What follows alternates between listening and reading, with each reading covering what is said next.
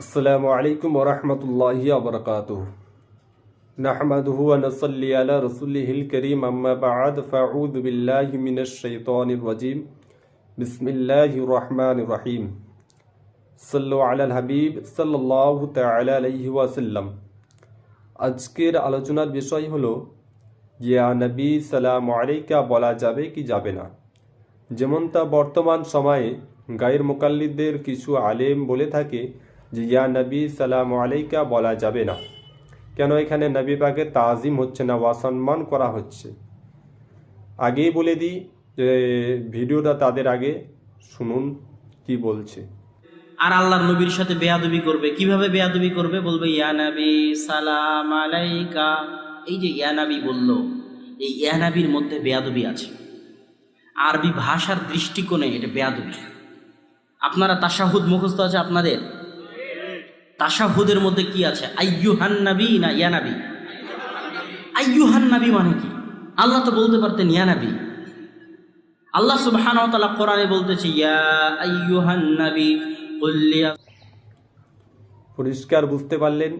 তারা বলছে, সে বলছে যে ইয়া নবী সালামু আলাইকা বলা নবী পাকের অসম্মান করা হচ্ছে, নবী পাককে অসম্মান করা হচ্ছে।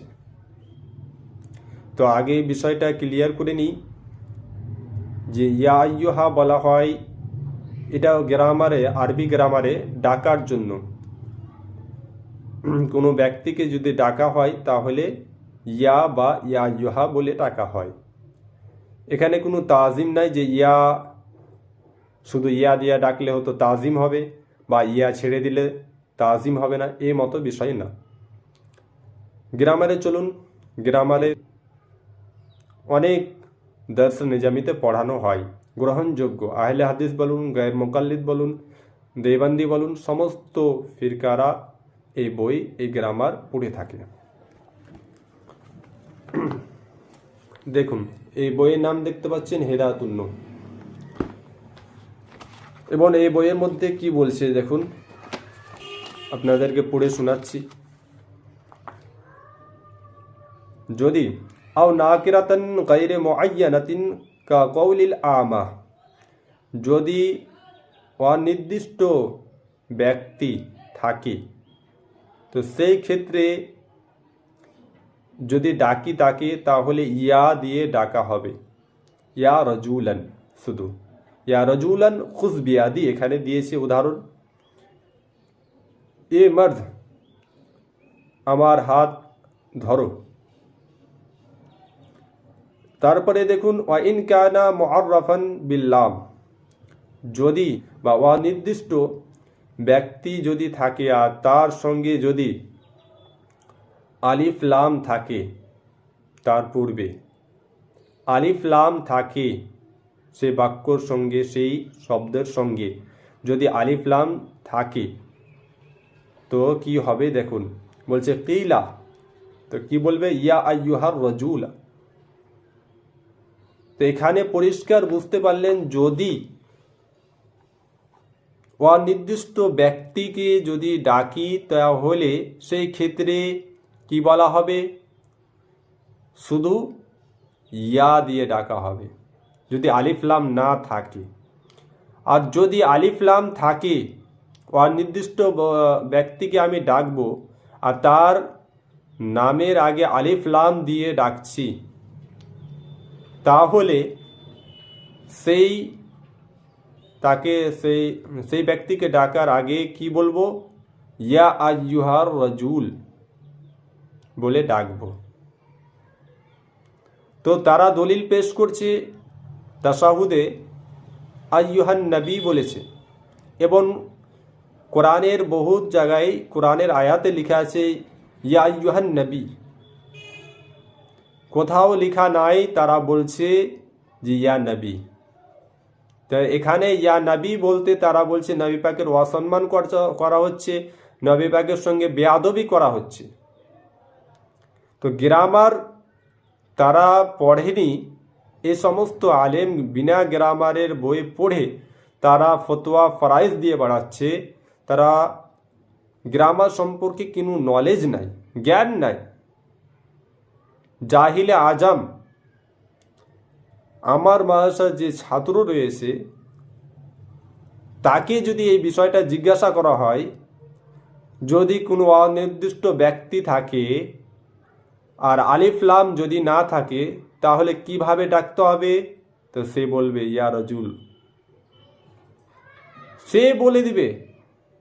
আর যদি আলিফ লাম থাকে তাহলে সে বলবে ইয়া আইয়ুহার রাজুল, সে বলে দিবে।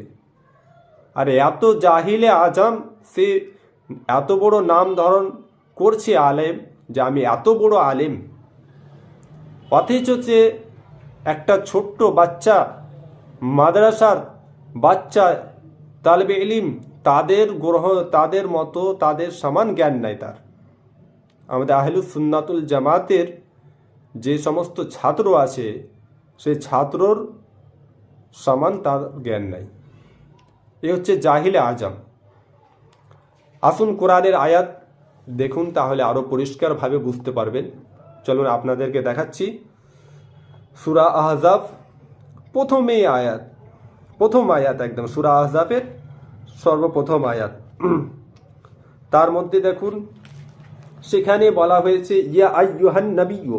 কেন বলা হয়েছে? দেখুন, নবী যে আছে, তো নবী তো অনেক নবী ছিলেন না, তো নবীর আগে কিন্তু নবীর সঙ্গে আলিফ লাম রয়েছে। দেখবেন আপনারা পুরে সূরা আহজাব প্রথম আয়াত, অনেক আয়াত আছে কিন্তু এখানে একটা আমি বলে দিচ্ছি। সেখানে দেখবেন আলিফ লাম নবীর সঙ্গে রয়েছে এবং তার আগে ইয়া আইয়ুহান নবী রয়েছে। কারণ হচ্ছে এটাই যে ইয়া আইয়ুহা এই জন্য বলা হয়েছে যে এখানে আলিফ লাম রয়েছে তার জন্য। তো এই বিষয়টা পরিষ্কারভাবে বুঝতে পারলেন। ও হচ্ছে জাহিলে আজম, কোনো কিছুই জ্ঞান অর্জন করেনি, তারা মাদ্রাসায় পড়াশোনা করেনি। আর তাদের কাছ থেকে কি শিক্ষা পাবেন? সাধারণ লোক তাদের কাছ থেকে কি শিক্ষা পাবে? এরা জাহিলি, মূর্খ, নিরক্ষ, কোনো কিছুই জানে না। এই সমস্ত আলিম না, আলিম নামে কলঙ্ক। এই সমস্ত আলিমদের কথা শুনে আপনারা আমল করবেন না, না তো পথভ্রষ্ট হবেন।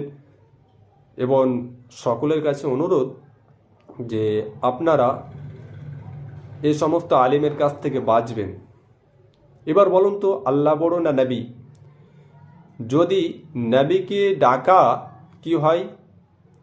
বেয়াদবি হয়, তা আল্লাহকে ডাকা তো আরো বড় বেয়াদবি হবে। কিন্তু ইয়া আল্লাহ বলে ডাকি,